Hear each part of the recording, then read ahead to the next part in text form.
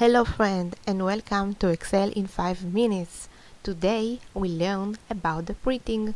If I want to print a lot of data, I remark all I want and then I press on Page Layout in my toolbar.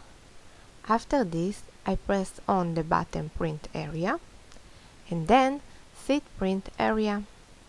After this I press on the File and then I press on the print. After this I have the all option to take in one page, like fit all the row or fit all the column, as you can see. Everything in one page.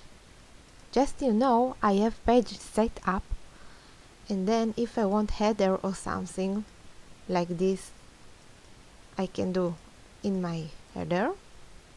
And then I press on OK button. That's it, I pressed on print and then I have everything. Okay, let's do a summary.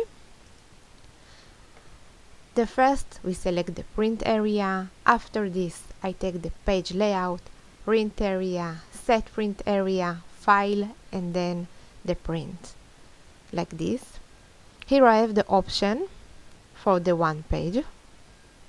And here the tip if I want to header for. Okay guys, please subscribe after me and have a good day. Bye bye.